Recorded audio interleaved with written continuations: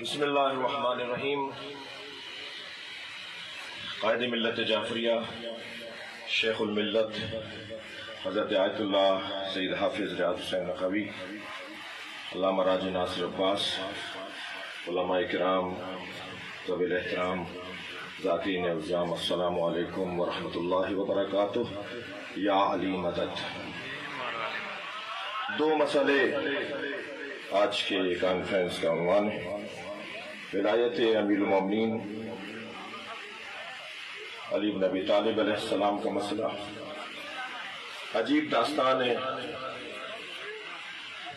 10 دن پہلے ایک ٹھنڈے کمرے میں بیٹھ کر چند لوگوں نے کہا کہ ہم پاکستان میں اذانوں سے علی ولی اللہ خلیفۃ بلا فصل کی آوازوں کو بند کروائیں گے، اور 10 دن کے بعد خود میری مجلسوں میں 10 سے زیادہ لوگ شیعہ ہو چکے ہیں۔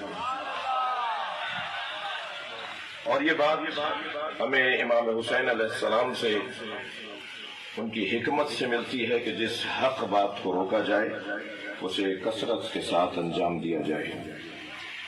میرا بچپن تھا، ہم نے اذانوں میں صرف علی ولی اللہ تک نہیں سنا تھا، بلکہ قائد الغر المحجرین، قاتل المشرکین والمنافقین، اور نہ جانے فاتح خیبر و خندق سب کچھ کہا جاتا تھا۔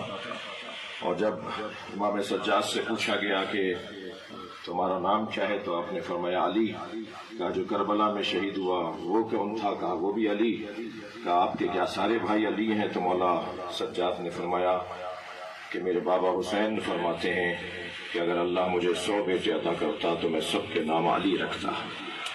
تو اگر اذانوں سے علی ولی اللہ ہٹانے کی بات ہو تو میں تو بزرگوں کی رائے کا منتظر ہوں کہ پھر اب ایک حکم ہونا چاہیے کہ خلیفۃ بلا فصل بھی نہیں بلکہ مولا علی کے سارے القابات اذانوں میں کہے جانے چاہیے، اس لیے کہ جب وہ علی ولی اللہ کی جزویت کا کو آپ نے سمجھوتا کر لیا تو پھر آپ اور چیزوں کا بھی سمجھوتا کر سکتے ہیں۔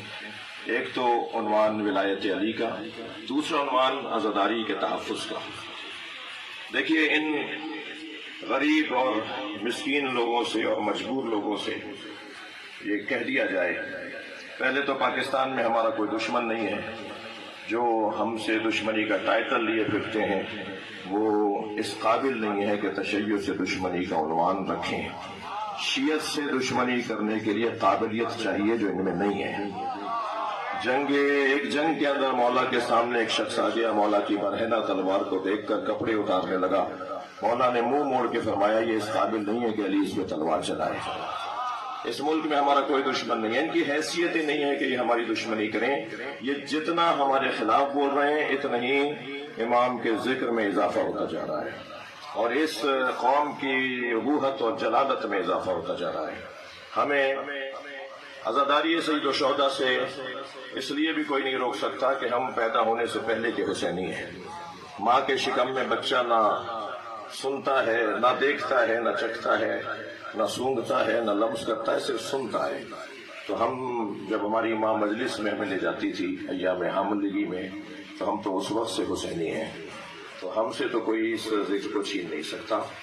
اگرچہ فیصلہ کن خطابات قائد ملت کے، شیخ الملت کے اور حضرت آیت اللہ کے ہوں گے، اور ابھی حضرت راجہ ناصر صاحب کا خطاب، لیکن ہماری جو اصلی طاقت ہے بہت قریب سے دیکھ رہا ہوں پورے پاکستان میں، لوگ عاشق ہیں، لوگ محبت کر رہے ہیں، لوگ منتظر ہیں کہ کسی طرح عوامی اجتماع کا اعلان کیا جائے۔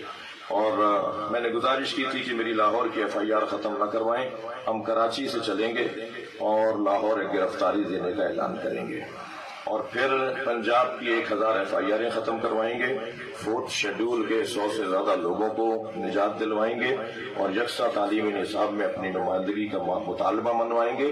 اور چوتھا مطالبہ ہمارا یہ ہے کہ FIR کاٹنے کا اختیار بیچارے SHO سے واپس لے لیں۔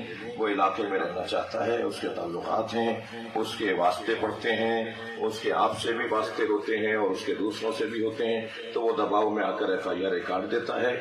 FIR کاٹنے کا اختیار کم سے کم SP کی سطح پر ہو، اور اس ڈسٹرکٹ کے 5 مسالک کے علماء کی ایک کمیٹی ہو کہ جو اس شکایت پر پہلے غور کرے، اور اگر FIR کاٹنی ہے تو پھر کاٹی جائے، ورنہ اس جوان کو جو سنی ہے حضرت ابو طالب کی توہین کر کے FIR کی زد میں ہے، حضرت نرجس خاتون کی توہین کر کے FIR کی زد میں ہے، امام زمانہ کی توہین کر کے وہ بھی پریشان ہے، اس کی زندگی تباہ ہو رہی ہے، اس کا اسکول، اس کی نوکری، اس کے گھر بار سب پریشان ہیں، اسی طرح شیعہ جوان بھی پریشان ہے۔ تو یہ اختیار SHO سے لے لیا جائے، اور یہ اختیار کم سے کم SP کی سطح پر ہو۔